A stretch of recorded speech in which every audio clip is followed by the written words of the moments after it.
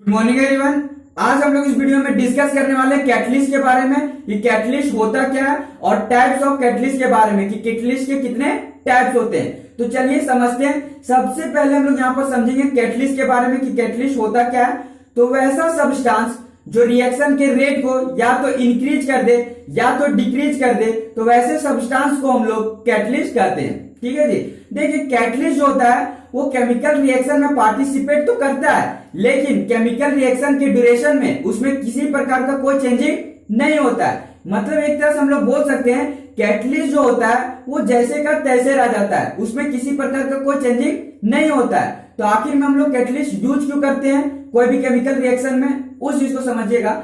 देखिए बहुत सारा जो केमिकल रिएक्शन होता है वो स्लो प्रोसेस में होता है, धीरे धीरे होता है। उसको फास्ट करने के लिए हम लोग क्या करते हैं, कैटलिस्ट का यूज करते हैं। तो उससे क्या होता है कि उसका रिएक्शन जो स्लो प्रोसेस में हो रहा था वो क्या हो जाता है, फास्ट होने लगता है। कब? जब हम लोग उस रिएक्शन में कैटलिस्ट का यूज करते हैं तब। ठीक है जी। और बहुत सारे ऐसे भी रिएक्शन होते हैं जो बहुत तेजी से होते हैं, फास्ट होते हैं। तो वहां पर हम लोग क्या करते हैं, कैटलिस्ट का यूज करके उस रिएक्शन को क्या कर सकते हैं, डिक्रीज कर सकते हैं, स्लो प्रोसेस में करवा सकते हैं। ठीक है। तो कैटलिस्ट का यूज जो है हम लोग रिएक्शन के रेट को या तो बढ़ाने के लिए यूज करते हैं या तो घटाने के लिए यूज करते हैं। ठीक है। लेकिन कैटलिस्ट जो होता है वो केमिकल रिएक्शन के ड्यूरेशन में किसी प्रकार का उसमें चेंजिंग नहीं होता है, वो जैसे का तैसे रह जाता है। जैसे समझिएगा दो दोस्त है, दो दोस्त के बीच में अगर लड़ाई हुआ, जैसे समझिए ये दो दोस्त है, ठीक है। दो दोस्त के बीच में अगर लड़ाई हो गया दोनों के बीच में, अगर तीसरा दोस्त आता है तो तीसरा दोस्त क्या कर सकता है, या तो इन दोनों की लड़ाई को क्या कर सकता है, खत्म कर दे सकता है। कुछ ऐसा बात बोल देगा जो दोनों समझ जाएंगे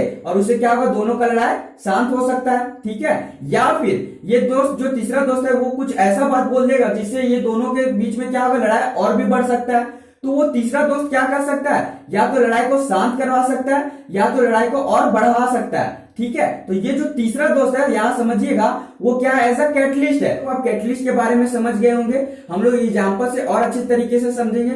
फिलहाल हम लोग देख लेते हैं कि उसकी डिफिनेशन को हम लोग कैसे लिख सकते हैं। देखिए कैटलिस्ट तो दो सब्सटेंस विच इंक्रीज और decrease the rate of chemical reaction is known as catalyst. यहाँ पर जो एरो पॉइंट में है आप उस चीज को ध्यान में रखोगे। क्या ध्यान में रखोगे, catalyst can not change during chemical reaction. Chemical reaction के ड्यूरेशन में कैटलिस्ट में कोई चेंजिंग नहीं होता है, वो जैसे का तैसे रह जाता है। ये अब हम लोग कैटलिस्ट के एग्जांपल को देख लेंगे, उसके बाद हम लोग टाइप्स ऑफ कैटलिस्ट के बारे में डिस्कस करेंगे। देखिए जब नाइट्रोजन हाइड्रोजन से रिएक्ट करता है तो अमोनिया का फॉर्मेशन करता है NH3। NH3 को हम लोग क्या बोलते हैं, अमोनिया बोलते हैं। ठीक है जी। अब यहाँ पर आप देखिएगा कि ये रिएक्शन जो है वो स्लो प्रोसेस में हो रहा है। अब यहाँ पर हम लोग क्या करेंगे, कैटलिस्ट का यूज करेंगे जिससे क्या होगा, इसका रिएक्शन फास्ट होने लगेगा। अब यहाँ कौन सा कैटलिस्ट यूज करेंगे, तो Fe यूज करेंगे। कौन सा, Fe।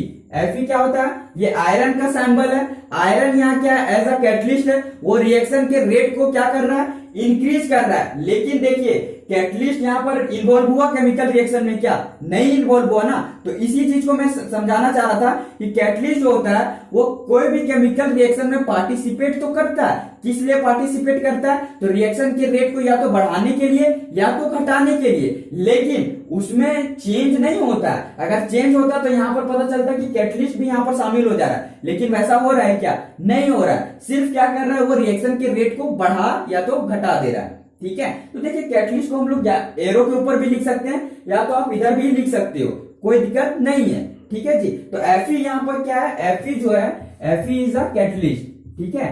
तो Fe क्या है, Fe is a catalyst. Fe जो है वो यहाँ पर आपका कैटलिस्ट का रोल कर रहा है। ठीक है। और Fe मतलब क्या हुआ, आयरन। तो अगर आप कोई भी केमिकल रिएक्शन को शो करते हो, ठीक है, और वहां पर आप कैटलिस्ट को दिखा रहे हो कि कैटलिस्ट का हो रहा है, तो वहां पर आप क्या करो कि वहां पर आप बता दीजिए कि कौन सा आपका कैटलिस्ट लिए हो।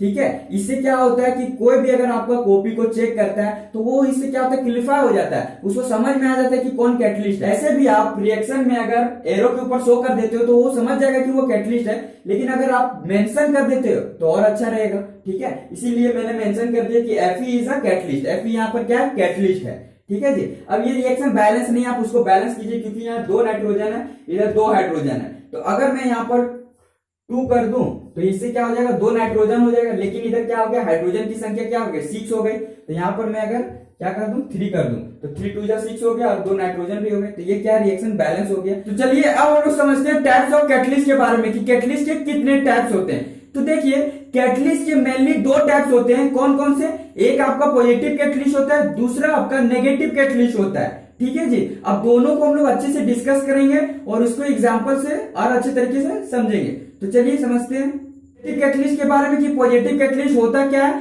तो वैसा कैटलिस्ट जो रिएक्शन के रेट को इंक्रीज कर दे, तो वैसे कैटलिस्ट को हम लोग क्या कहते हैं, पॉजिटिव कैटलिस्ट कहते हैं। समझिए कोई भी केमिकल रिएक्शन हो रहा है, वो अगर स्लो प्रोसेस में हो रहा है, अगर वहां पर उस रिएक्शन को हम लोग को फास्ट करना है, तो वहां पर हम लोग क्या करेंगे, पॉजिटिव कैटलिस्ट का यूज करेंगे। पॉजिटिव कैटलिस्ट क्या करेगा, रिएक्शन के रेट को इंक्रीज कर देगा। ठीक है जी, जैसे आप एग्जांपल समझिएगा, सल्फर डाइऑक्साइड जब ऑक्सीजन से रिएक्ट कर रहा था तो वो स्लो प्रोसेस में क्या कर रहा था, सल्फर डाइऑक्साइड का फॉर्मेशन कर रहा था। लेकिन जैसे हम लोग उसमें कैटलिस्ट दिए, कौन सा कैटलिस्ट दिए, प्लेटिनम, तो वो क्या हुआ, रिएक्शन को फास्ट कर दिया। ठीक है जी, तो यहां पर क्या कर रहा है, रिएक्शन के रेट को इंक्रीज कर दे रहा है, तो ये कैसा कैटलिस्ट कहलाएगा, पॉजिटिव कैटलिस्ट कहलाएगा। चलिए अब हम लोग समझते हैं नेगेटिव कैटलिस्ट के बारे में कि नेगेटिव कैटलिस्ट होता क्या है। तो वैसा कैटलिस्ट जो रिएक्शन के रेट को डिक्रीज कर दे, तो वैसे कैटलिस्ट को हम लोग क्या कहते हैं, नेगेटिव कैटलिस्ट कहते हैं। देखिए नेगेटिव कैटलिस्ट का यूज हम लोग कहां पर करते हैं, तो कोई भी केमिकल रिएक्शन अगर बहुत ही फास्ट हो रहा है, बहुत ही तेजी से हो रहा है, तो वहां पर हम लोग क्या करेंगे, नेगेटिव कैटलिस्ट का यूज करेंगे, जिससे होगा क्या कि केमिकल रिएक्शन जो बहुत ही तेजी से हो रहा था वो क्या हो जाएगा, स्लो प्रोसेस में होने लगेगा। ठीक है जी, क्योंकि हम लोग को बहुत सारा केमिकल रिएक्शन जो फास्ट होता है उसको स्लो प्रोसेस में कराना रहता है, तो वहां पर हम लोग क्या करेंगे, नेगेटिव कैटलिस्ट का यूज करेंगे। उससे होगा क्या, उसके रिएक्शन के रेट को क्या करेगा, डिक्रीज कर देगा, तो फिर वो क्या होने लगेगा, फास्ट से स्लो होने लगेगा। ठीक है जी, जैसे एग्जांपल से समझिएगा कि H2O2 का नाम क्या है, हाइड्रोजन परऑक्साइड। ठीक है, हाइड्रोजन परऑक्साइड को जब हम लोग as a catalyst manganese dioxide, ठीक है, मैग्नीज डाइऑक्साइड से रिएक्ट करवाते हैं, तो क्या बनता है, आपका H2O बनता है और O2 बनता है। ठीक है, वाटर का फॉर्मेशन होता है और ऑक्सीजन गैस बनता है। ठीक है जी, अब ये रिएक्शन बैलेंस नहीं है, आपको बैलेंस करना है। तो देखिए इधर 2 हाइड्रोजन है, इधर भी 2 हाइड्रोजन है, लेकिन इधर ऑक्सीजन 3 है, 2 और 1 3, जबकि यहाँ पर क्या है, 2 है। अगर हम लोग यहाँ पर 2 पुट कर दें तो यहाँ पर क्या हो जाएगा, हाइड्रोजन 4 हो जाएगा और ऑक्सीजन यहाँ क्या हो गया, 4 हो गया।